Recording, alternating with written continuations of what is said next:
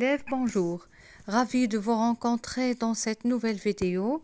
On continue toujours la série de la correction des examens régionaux concernant la tragédie moderne Antigone de Jean Anouilh. Si vous êtes prêts, on commence. Voici l'extrait de la scène qui a été déposée dans cet examen régional. La première chose à laquelle vous devriez faire attention, c'est faire attention aux personnages qui sont dans ce dialogue. Donc, c'est le dialogue entre Antigone et Créon. Automatiquement, je comprends que je suis dans le face-à-face. Ça veut dire au milieu de l'histoire de la tragédie d'Antigone. On lit le texte. Antigone secoue la tête. Je ne veux pas comprendre. C'est bon pour vous. Moi, je suis là pour autre chose que pour comprendre. Je suis là pour vous dire non et pour mourir. Créon, c'est facile de dire non. Antigone, pas toujours. Créon, pour dire oui, il faut suer et retrousser ses manches, empoigner la vie à pleine main et s'en mettre jusqu'au coude. C'est facile de dire non, même si on doit mourir. Il n'y a qu'à ne pas bouger et attendre. Attendre pour vivre. Attendre même pour qu'on vous tue. C'est trop lâche. C'est une invention des hommes. Tu imagines un monde où les arbres aussi auraient dit non contre la sève, où les bêtes auraient dit non contre l'instinct de la chasse ou de l'amour? Les bêtes, elles au moins sont bonnes et simples et dures. Elles vont se poussant les unes après les autres, courageusement, sur le même chemin. Et si elles tombent, les autres passent, et il peut s'en perdre autant que l'on veut. Il en restera toujours une de chaque espèce prête à refaire des petits et à reprendre le chemin avec le même courage, toutes pareilles à celles qui sont passées avant. Antigone, quel rêve, hein, pour un roi, des bêtes, ce serait si simple. Un silence, Créon la regarde. Créon, tu me méprises, n'est-ce pas? Il ne répond pas, il continue comme pour lui. C'est drôle. Il a pris sa tête dans ses mains. On sent qu'il est à bout de force. Écoute-moi tout de même pour la dernière fois. Mon rôle n'est pas bon, mais c'est mon rôle, et je vais te faire tuer. Seulement avant, je veux que toi aussi tu sois bien sûr du tien. Tu sais pourquoi tu vas mourir, Antigone? Tu sais au bas de quelle histoire tu vas signer pour toujours ton petit nom sanglant? Antigone, quelle histoire? Créon, celle d'Étiocle et de Polynice, celle de tes frères. Non, tu crois la savoir, tu ne la sais pas. Personne ne la sait dans Thèbes que moi, mais il me semble que toi, ce matin, tu as aussi le droit de l'apprendre. Il rêve un temps, la tête dans ses mains, accoudé sur ses genoux, on l'entend murmurer. Ce n'est pas bien beau, tu vas voir. Et il commence sourdement, sans regarder Antigone. Que te rappelles-tu de tes frères d'abord? 2 compagnons de jeu qui te méprisaient sans doute, qui te cassaient tes poupées, se chuchotant éternellement des mystères à l'oreille l'un de l'autre pour te faire enrager. Antigone, c'étaient des grands. Donc, c'est l'extrait qui a été déposé dans cet examen. Donc, Créon qui essaie toujours de convaincre Antigone de renoncer à son projet et pour la sauver, mais Antigone, il refuse. Donc, Créon se prépare pour raconter l'histoire des 2 frères à Antigone, Étiocle et Polynice, qui n'aimaient pas Antigone, au contraire, ils la méprisaient. On passe aux questions d'étude de texte. Première partie de questions, contextualisation. La première question. Complétez ce texte de présentation et recopiez-le en tenant compte des indications suivantes. Date d'écriture, nom du père, genre théâtral, nom du dramaturge. Vous avez l'habitude dans la première question d'avoir le tableau, mais dans cet examen, il n'y a pas de tableau, il y a un texte à compléter. Le texte est le suivant. Antigone est une. On vous a donné moderne. Donc, ça se voit que c'est une tragédie moderne, écrite au siècle, donc vous devriez écrire 20e siècle, par le dramaturge français Jean Anouilh. Cette pièce représente le destin malheureux d'Antigone, fille de Jocaste et d'Oedipe. Donc, ce qui est écrit en rouge, ce sont les réponses par lesquelles vous devriez compléter le texte. Question 2. Pour situer le texte dans l'œuvre, répondez aux questions suivantes. Pourquoi Antigone a-t-elle été prise et ramenée au palais par les gardes de Créon? Donc, pour situer le texte dans l'œuvre, vous devriez répondre à ces questions, bien sûr, à partir de tout ce que vous avez étudié dans cette histoire. Donc, pourquoi Antigone a été ramenée au palais par les gardes? Antigone a été arrêtée par les gardes alors qu'elle tentait d'enterrer le cadavre de son frère Polynice. Donc, elle est arrêtée en train d'enterrer son frère. B. En accomplissant cet acte, Antigone savait-elle qu'elle risque la peine de mort? Est-ce que Antigone savait qu'elle va mourir si elle enterre son frère? Oui, Antigone savait qu'elle risquait la peine de mort, car elle avait violé la loi décrétée par Créon. Question d'analyse du texte. Question 3. Lisez la première réplique d'Antigone, puis répondez aux questions suivantes. Vous allez répondre à partir de la première réplique d'Antigone. Quel type de phrase Antigone y emploie-t-elle? Le type de phrase. Vous avez étudié qu'il y a 4 types de phrases. Phrase déclarative, phrase interrogative, phrase exclamative et phrase impérative.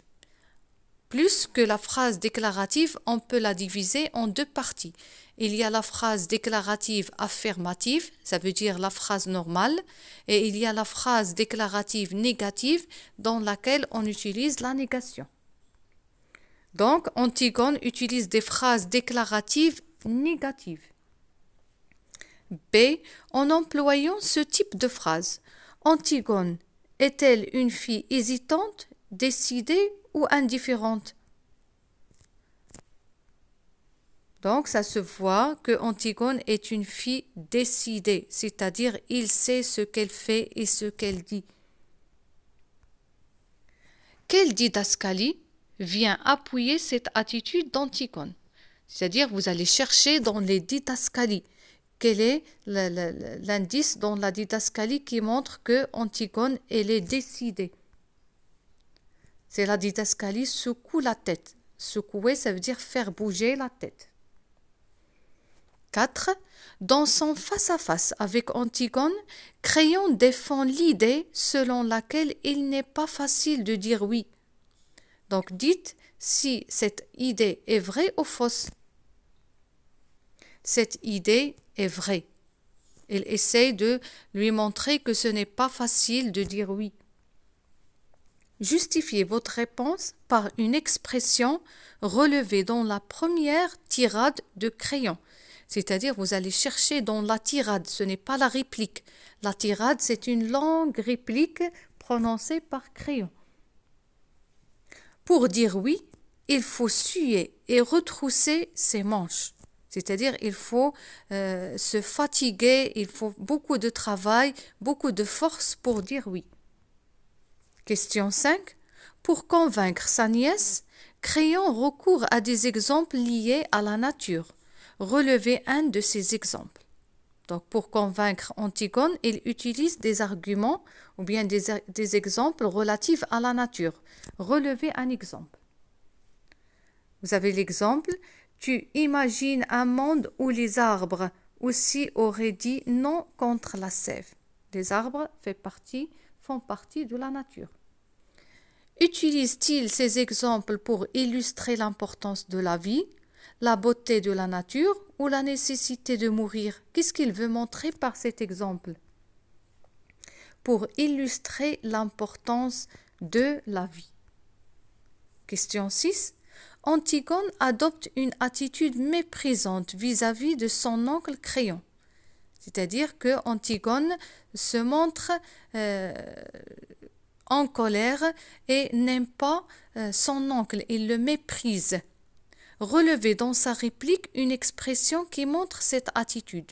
Cherchez dans les répliques d'Antigone une expression qui montre qu'elle méprise et déteste son oncle.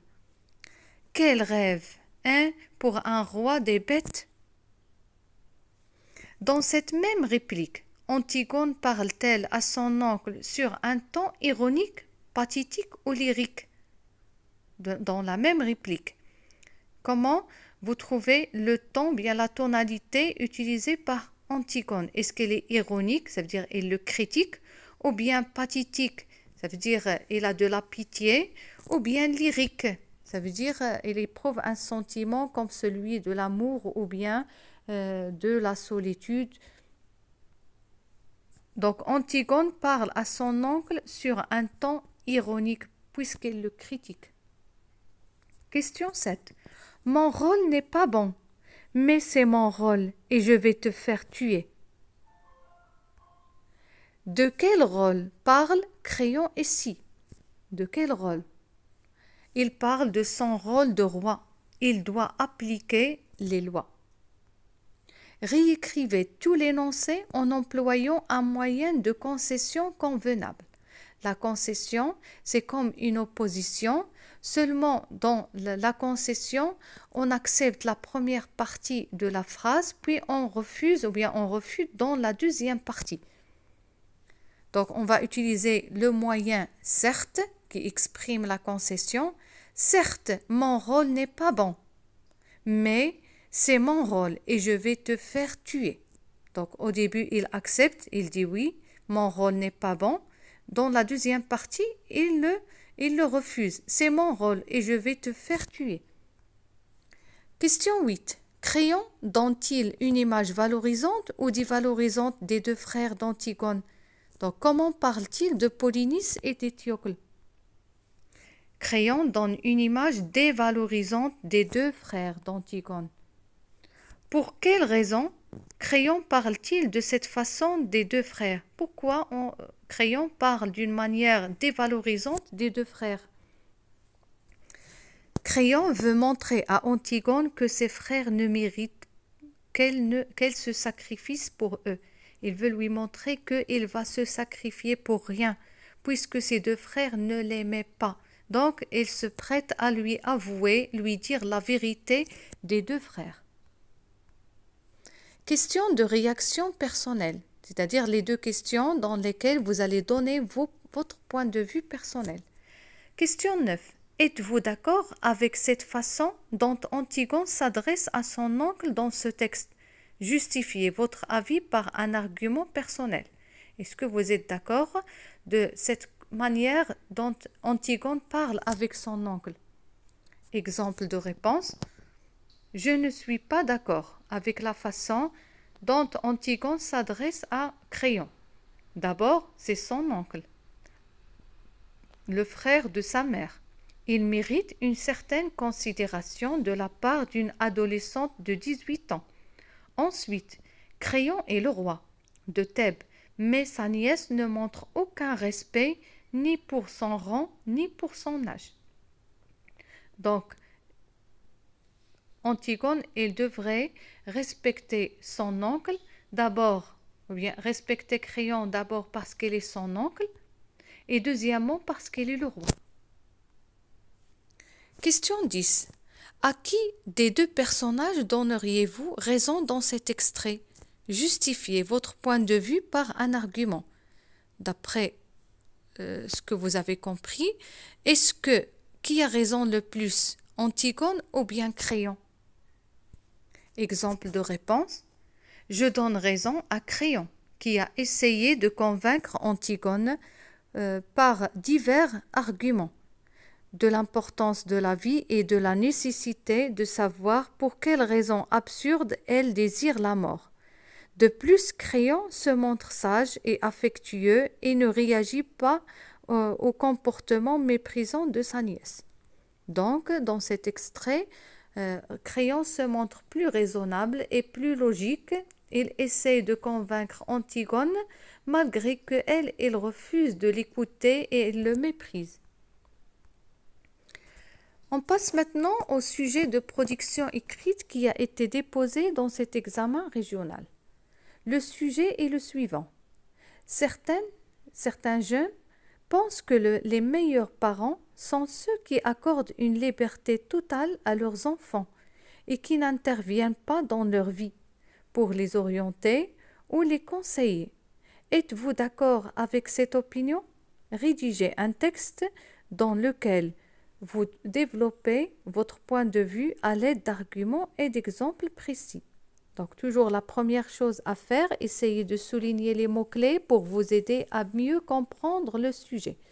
Donc, les mots-clés, on a les jeunes, les meilleurs parents, on a la liberté totale, on a le verbe intervenir, on a la vie.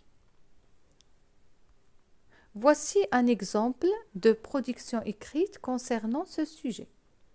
Les parents interviennent souvent dans la vie de leurs enfants pensant les protéger, puisqu'ils ont plus d'expérience qu'eux et qu'ils savent pertinemment leur intérêt.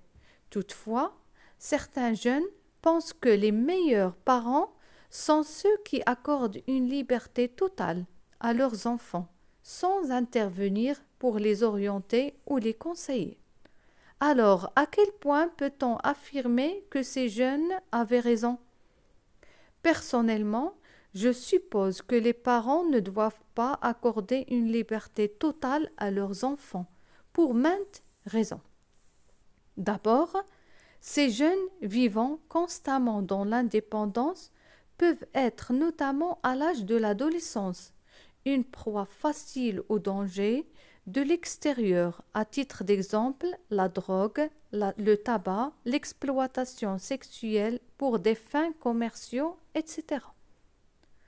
Ensuite, l'absence de l'intervention des parents et leurs conseils aux enfants peuvent amener ces derniers à prendre des mauvaises décisions qui vont influencer négativement leur avenir, comme le mauvais choix d'un parcours scolaire. Enfin, l'abandon de rôle des parents et leur présence dans la vie de leurs enfants crée une certaine distance entre les deux pôles.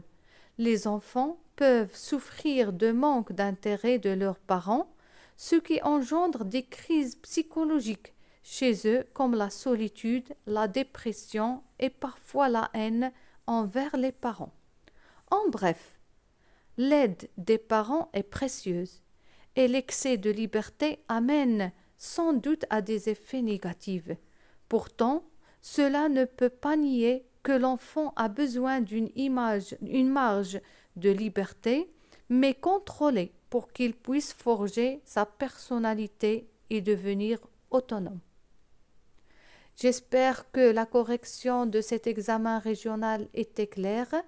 On se rencontre dans une nouvelle vidéo pour corriger un nouveau examen régional. Merci pour votre attention et à bientôt.